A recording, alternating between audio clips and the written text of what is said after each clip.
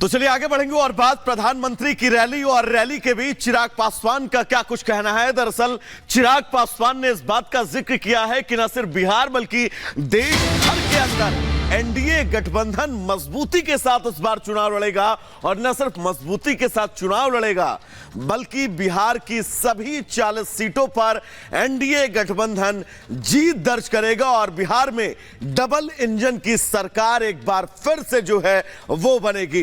Double engine की सरकार से ही विकास होगा, इस बात का भी जिक्र चिराग पासवान ने किया है और साथ ही चिराग पासवान ने दावा किया है कि बिहार की 40 सीटें बीजेपी जीतेगी। एनटी पे ना सिर्फ बिहार को बल्कि पूरे देश को और अब तो दुनिया को भी इस गारंटी पर विश्वास होने लगा है। ऐसे में जहां एक तरफ हमारे प्रधानमंत्री जी की गारंटी है, वहीं हमारे गठबंधन की मजबूती है जो इस बात के विश्वास को दिलाती है कि आने वाले दिनों में बिहार की 40 सीटें हम लोग जीतेंगे। आज नवादा की सीट पे मैं जा रहा हूँ, मेरे साथी मेरे भाई जो कि अभी भी मौजूदा सांसद हैं राज्यसभा से, पर अब बहुत जल्द अब वो हमारे सदन में अब आएंगे, लोकसभा में वो आएंगे, उनके प्रचार में हम जा रहे हैं, प्रधानमंत्री जी भी होंगे। और अब बात करेंगे कांग्रेस के मैनिफेस्टो की। कांग्रेस के मैनिफेस्टो पर बीजेपी ने बड़ा तंज कसा है। प्रधानमंत्री नरेंद्र मोदी ने कहा कि कांग्रेस के मैनिफेस्टो में मुस्लिम लीग की छाप है, तो वहीं कांग्रेस ने भी बीजेपी पर हमला किया। इस रिपोर्ट में देखिए।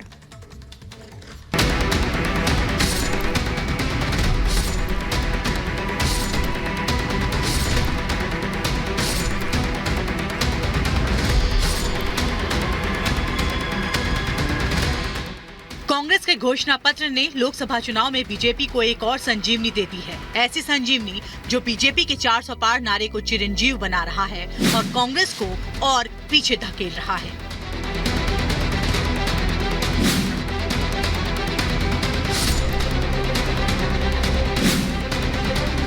कांग्रेस 2024 के अपने मैनिफेस्टो को अब तक का सबसे अच्छा घोषणा पत्र बताने में जुटी है, तो वहीं बीजेपी घोषणा पत्र पर कांग्रेस को जमकर लताड़ लगा रही है। प्रधानमंत्री नरेंद्र मोदी ने कहा कि कांग्रेस के मैनिफेस्टो में वो सोच झलकती है जो आजादी के आंदोलन के समय मुस्लिम लीग में थी। पीएम मोदी ने कहा कि कांग्रेस के घोषणा पत्र में पूरी तरह मुस्लिम लीग की छाप है। इसका जो कुछ हिस्सा बच गया उसमें वामपंथी पूरी तरह हावी हो चुके हैं। मुस्लिम लीग के उस समय के विचारों को कांग्रेस आज भारत पर थोपना चाहती है। मुस्लिम लीग की छाप वाले इस घोषणा पत्र में जो बचा खुचा हिस्सा था उसमें वामपंथी लेफ्टिस्ट हावी हो गए हैं। पीएम मोदी के इस बयान पर कांग्रेस नेता जयराम रमेश ने पलटवार किया। कहा, हिंदू महासभा के अध्यक्ष श्यामा प्रसाद मुखर्जी थे जो बंगाल में मुस्लिम लीग के साथ गठबंधन करके सरकार में शामिल हुए थे। प्रधानमंत्री कहते हैं कि कांग्रेस मुस्लिम लीग की नीति अपनाती है।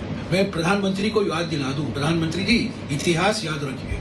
1940, 1941 और 42 में कौन व्यक्ति, कौन सी पार्टी मुस्लिम लीग के साथ गठबंधन सरकार में थी बंगाल में? श्यामा प्रसाद मुखर्जी जनसंघ के स्थापक जो थे, हिंदू महासभा के अध्यक्ष थे और वो मुस्लिम लीग के साथ उन्होंने गठबंधन की सरकार बनाई थी बंगाल में। कांग्रेस के घोषणा पत्र पर असम के मुख्यमंत्री हिमंता बिस्वा शर्मा ने भी जमकर वार किया।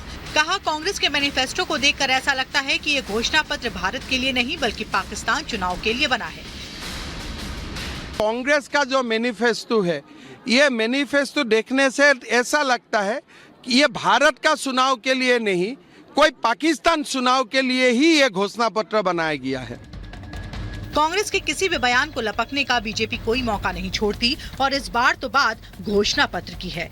वो चुनावी मैनिफेस्टो जिसके जरिए कोई पार्टी जनता से संपर्क करती है, वोट मांगती है, लेकिन उसी मैनिफेस्टो पर बीजेपी ने ऐसे सवाल खड़े कर दिए हैं कि लगता है कि कांग्रेस की नाव में छेद नहीं बल्कि पूरी की पूरी कांग्रेस पार्टी की नाव डूब जाएगी।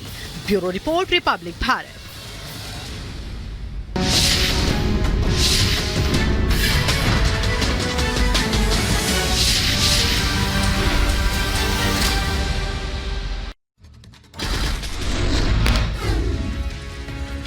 आज बिहार के नवादा में प्रधानमंत्री नरेंद्र मोदी का दौरा, आगामी लोकसभा चुनाव के लिए करेंगे प्रचार, जनसभा को प्रधानमंत्री करेंगे संबोधित।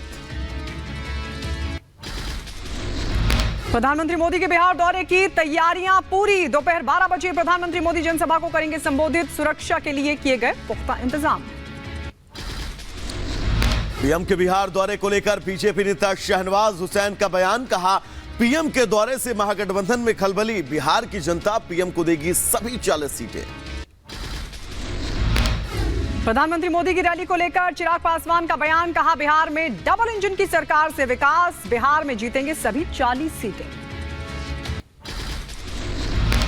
आज ही मोदी बंगाल के जलपाईगुड़ी के दौरे पर भी रहेंगे, दोपहर 3 बजे पीएम करेंगे जनसभा, 10 साल के कार्यकाल की उपलब्धियों को गिनाते नजर आएंगे। बंगाल के जलपाईगुड़ी के बाद मध्य प्रदेश के जबलपुर का भी दौरा करेंगे प्रधानमंत्री नरेंद्र मोदी। शाम 6 बजे जबलपुर में प्रधानमंत्री मोदी करेंगे रोड शो, करीब 1 किलोमीटर का करेंगे रोड शो।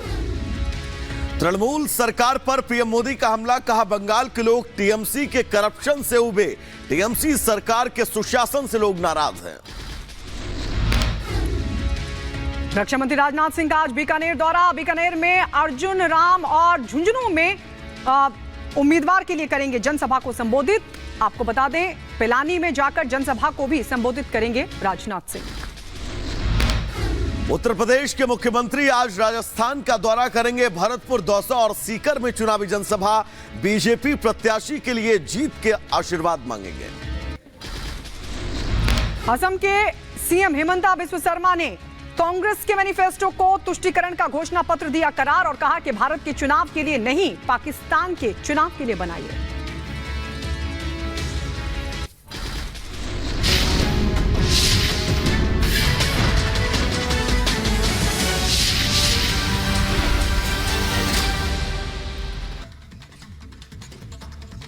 और अब बात करते हैं राजस्थान के नागौर की, जहां पर पीएम नरेंद्र मोदी ने जनसभा की थी और यहां पर क्या है चुनावी माहौल, देखिए इसी से जुड़ी हमारी ये special report.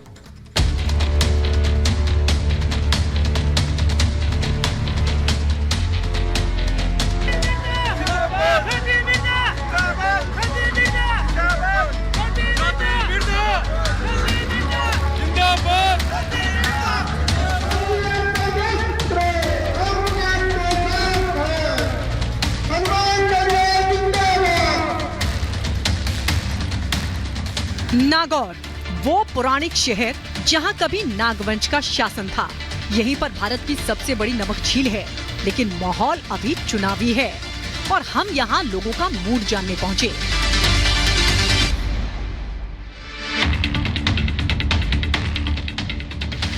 Nagaur Lok Sabha seat की ऐसी फितरत रही है कि हर बार यहां से या तो जीतने वाले प्रत्याशी की पार्टी बदल जाती है या फिर खुद प्रत्याशी ही बदल जाता है। और यही वजह है कि ये सीट हमेशा से प्रदेश की हॉटेस्ट सीटों में से एक रही है।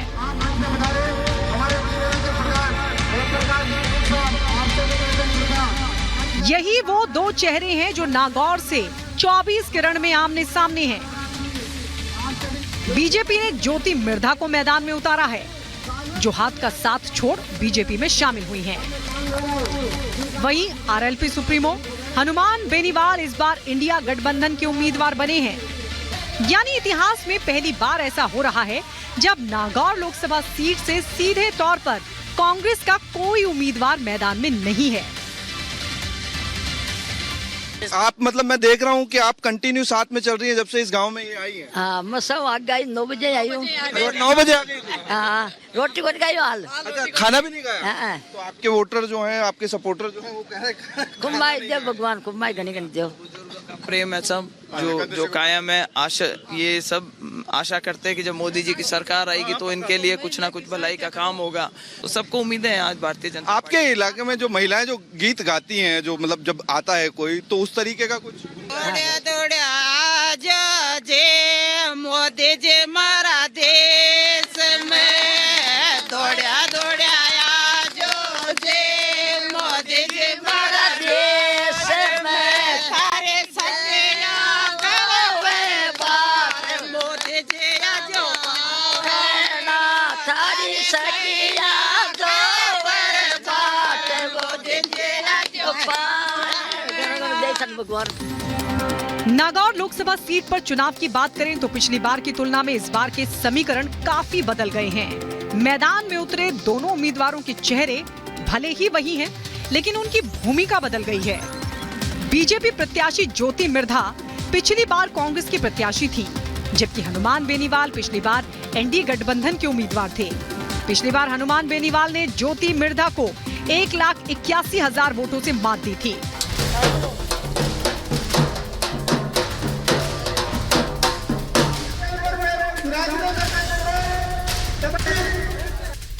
चौबीस की चुनावी जंग के लिए दोनों चेहरे लोगों के सामने हैं। चुनाव की रणभेरी पहले ही बज चुकी है और नागौर में पहले ही चरण में चुनाव भी है। ऐसे में उम्मीदवार भी मैदान में हैं। घर घर और गली गली पहुंच जनता से आशीर्वाद मांग रहे हैं।